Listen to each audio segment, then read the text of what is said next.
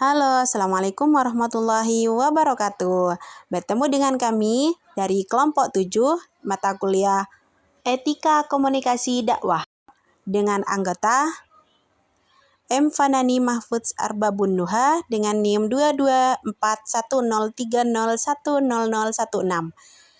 Khairul Nur Yasin dengan NIM 22210301056. Khalilullah Musyafa dengan NIM 22210301045, dan yang terakhir Putri Aisyatur Rofiqah dengan NIM 22210301049. Oke, kami di sini akan menjelaskan tentang praktik komunikasi dakwah berdasarkan etika Islam, analisis dakwah Ustadz Adi Hidayat. Jadi jangan sampai kelewatan. Simak video berikut ini. Cekidot. Assalamualaikum warahmatullahi wabarakatuh. Baik, saya di sini akan menjelaskan poin pertama, yaitu pengertian praktik komunikasi dakwah. Kata praktik berasal dari bahasa Latin, yaitu praktiko dari praktika, atau hubungan sehari-hari atau kegiatan. Adapun dalam Kamus Besar Bahasa Indonesia atau KBBI, kata praktik memiliki arti pelaksanaan secara nyata apa yang disebut dan dibutuhkan dalam teori. Pelaksanaan pekerjaan setelah pembuatan penerapan teori, praktik merupakan suatu kegiatan yang di dalamnya terdapat sikap yang dominan, namun sikap tersebut belum tentu berarti akan terjadi tindakan. Adapun kata komunikasi merupakan serapan dari bahasa Belanda, yaitu communicati atau tali marga, yang merupakan suatu proses ketika seseorang atau beberapa orang, kelompok, organisasi, dan masyarakat menciptakan dan menggunakan informasi agar terhubung dengan lingkungan dan orang lain. Sementara dalam bahasa Inggris, kata komunikasi diambil dari communication, yang berarti memberi atau menyampaikan informasi. Ada juga yang mengatakan bahwa istilah komunikasi berasal dari kata komunis, berarti sama dalam konteks makna. Dengan begitu, komunikasi berlangsung jika pihak yang terlibat memiliki kesamaan makna mengenai hal atau topik tertentu. Adapun secara terminologi, komunikasi adalah proses penyampaian pesan dari komunikator kepada komunikan. Kata dakwah dalam bahasa Arab, dakwatan atau ajakan, adalah kegiatan yang bersifat menyeru, mengajak, dan memanggil manusia untuk beriman dan taat kepada Allah, sesuai dengan akidah, akhlak, dan syariat Islam secara sadar dan terencana. Adapun secara terminologi, dakwah merupakan suatu kegiatan ajakan baik dalam bentuk lisan, tulisan, atau tingkah laku dan sebagainya yang dilakukan secara sadar dan berencana dalam usaha mempengaruhi orang lain. Berdasarkan pengertian di atas, dapat disimpulkan bahwa praktik komunikasi dakwah adalah proses penerapan dan pelaksanaan ajaran Islam dalam penyampaian pesan kepada orang lain, sehingga pesan tersebut dapat dipahami dan diterima dengan baik. Yang kedua yaitu pengertian etika Islam. Istilah etika berasal dari bahasa Yunani, yaitu ethos, yang berarti watak kesusiaan atau adat kebiasaan atau custom. Etika biasanya berkaitan dengan masalah moral yang merupakan istilah dari bahasa Latin yaitu mos, dan dalam bahasa amaknya yaitu mores, yang berarti juga kebiasaan atau cara hidup seseorang dengan melakukan perbuatan yang baik dan menghindari hal-hal yang buruk. Etika juga dapat diartikan sebagai suatu kajian kritis rasional yang mengenai yang baik dan yang buruk, yang benar dan yang salah, serta tanggung jawab. Adapun etika Islam merupakan seperangkat nilai yang tidak terhingga dan agung yang bukan saja berisikan sikap, perilaku secara normatif, yaitu dalam bentuk hubungan manusia dengan Tuhan. Maka Islam menganjurkan kepada manusia untuk menjunjung etika sebagai fitrah dengan menghadirkan kedamaian, kejujuran, dan keadilan. Etika dalam bahasa Islam akan melahirkan konsep ihsan, yaitu cara pandang dan perilaku manusia dalam hubungan sosial hanya untuk mengabdi pada Tuhan, bukan ada pamrih di dalamnya. Sekian penyampaian dari saya, kurang dan lebihnya saya mohon maaf. Wassalamualaikum warahmatullahi wabarakatuh. Assalamualaikum warahmatullahi wabarakatuh. Di sini saya akan menjelaskan metode dakwah dari surat An-Nahl ayat 125. Di dalam surat ini dijelaskan bahwasannya al-hikmah, kata hikmah kerap diterjemahkan dalam pengertian bijaksana, yaitu suatu pendekatan sedemikian rupa sehingga pihak objek dakwah mampu melaksanakan apa yang didakwahkan atas kemauannya sendiri tanpa ada paksaan, konflik maupun rasa tertekan. Berdakwah dengan metode hikmah yaitu menguasai keadaan dan kondisi zuruf mad'unya serta batasan-batasan yang disampaikan tiap kali dakwah dilaksanakan. Kedua, al-mau'izah al-hasanah. Secara bahasa al-mau'izah al-hasanah terdiri dari dua kata, yaitu mau'izah dan hasanah. Kata mu'izah terdiri dari kata wa'adhu, ya'idu, wa'zan, izatan yang berarti nasihat, bimbingan, pendidikan, peringatan. Sementara hasanah merupakan kebaikan pelajaran yang baik, memberi nasihat, memberi peringatan kepada seseorang yang bisa membawa taubat kepada Allah.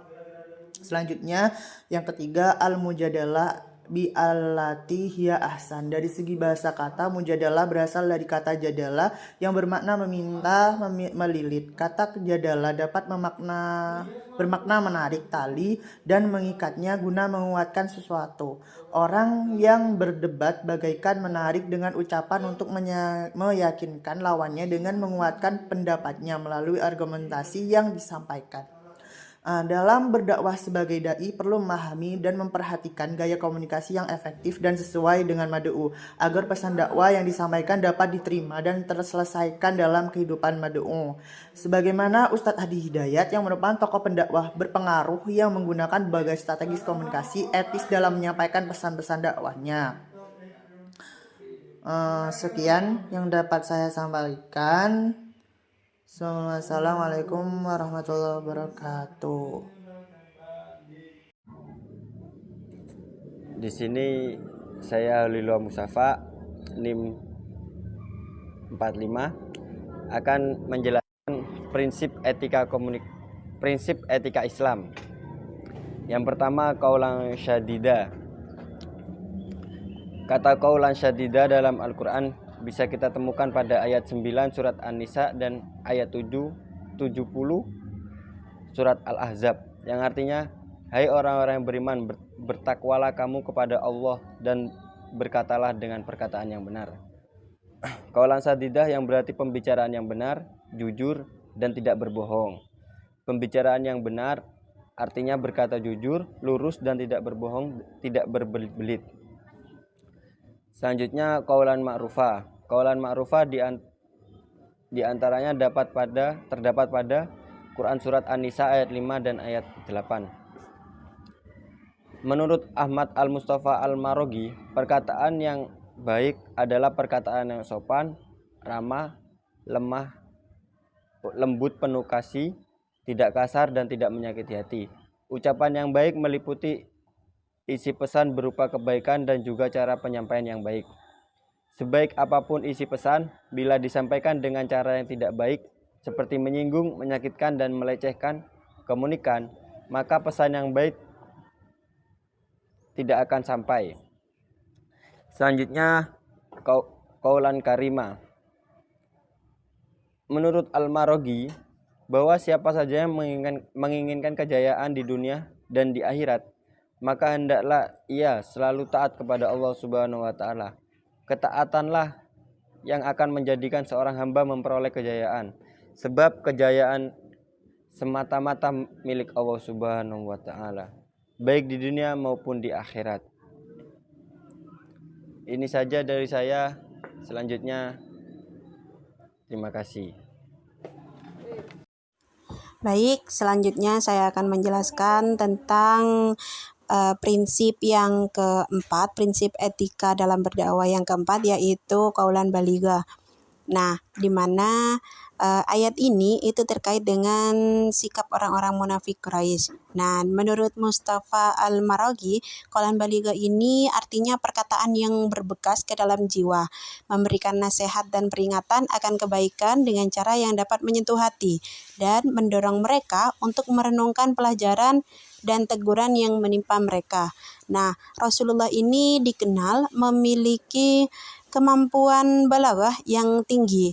Jadi tidak saja fasih dalam mengucapkan perkataan, tetapi beliau juga sangat menguasai dialek-dialek masyarakat Arab dan juga menyentuh perasaan sehingga ucapan yang disampaikannya menyentuh akal dan kalbu. Kemudian para pakar sastra ini menekankan perlunya dipenuhi beberapa kriteria sehingga pesan yang disampaikan itu dapat disebut balighan. Ya, yang pertama itu tertampung seluruh pesan dalam kalimat yang disampaikan. Kemudian yang kedua, kalimatnya itu tidak bertele-tele tetapi tidak pula singkat sehingga mengaburkan pesan-pesan yang disampaikan itu. Nah, yang ketiga itu kosakata yang merangkai kalimat tidak asing bagi pendengar dan pengetahuan lawan bicara, mudah diucapkan serta tidak berat terdengar gitu. Nah, yang keempat keserasian kandungan gaya bahasa dengan sikap lawan bicara, dan yang terakhir kesesuaian dengan tata bahasa. Jadi makna dari qaulan baligha yaitu kata-kata yang mengandung arti sampainya sesuatu kepada batas yang dibutuhkan. Nah, kata itu juga berarti dapat memberikan bekas gitu di hati orang yang hendak kita tanami agar tercapai seperti yang diidamkan. Maka kata-kata tersebut juga harus tertampung seluruh pesannya dalam kalimat yang disampaikan. Begitu. Nah, terus yang kelima, prinsip yang kelima yaitu qaulan layyinan. Surah Toha ayat 44, maka berbicaralah kamu berdua kepadanya dengan kata-kata yang lemah lembut, mudah-mudahan ia ingat atau takut. Nah, qaulan layyina ini berarti pembicaraan yang lemah lembut dengan suara yang enak didengar dan penuh keramahan sehingga dapat menyentuh hati kita. Nah, dalam tafsir Ibnu Katsir ini disebutkan yang dimaksud layyinan di sini ialah kata-kata sindiran, bukan dengan kata-kata terus terang atau lugas apalagi kasar. Dengan qaulan layyina ini hati komunikan itu akan merasa tersentuh dan jiwanya itu tergerak untuk menerima pesan komunikasi kita. Nah, dengan hal itu dalam komunikasi Islam semaksimal mungkin itu dihindari kata-kata kasar dan suara atau intonasi kita itu yang bernada keras dan tinggi gitu. Nah, kemudian yang terakhir, prinsip yang terakhir yaitu qaulan maisuro sebagaimana dalam Quran surah Al-Isra ayat 28 ya. Nah, secara bahasa qaulan maisuro ini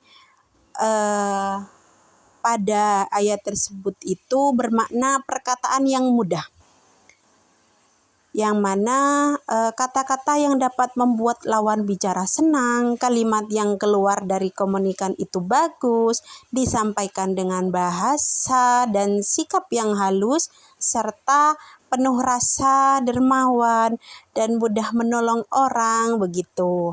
Nah, melihat dari sisi asbabun nuzul dari ayat ini, qaulan maisuro itu dapat difahami sebagai ucapan yang membuat orang lain merasa mudah untuk paham begitu terhadap apa yang kita keluarkan, apa yang komunikator itu keluarkan dan sampaikan.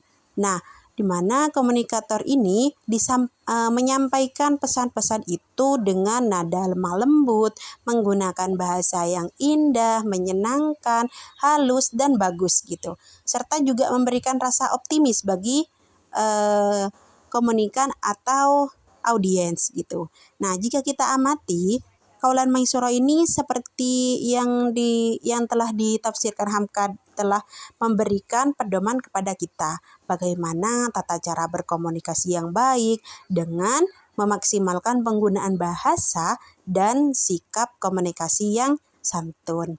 Begitu. Cukup sampai di sini saja presentasi dari kelompok 7 dengan mata kuliah Etika Komunikasi Dakwah. Sampai jumpa di next video. Terima kasih. Wassalamualaikum warahmatullahi wabarakatuh.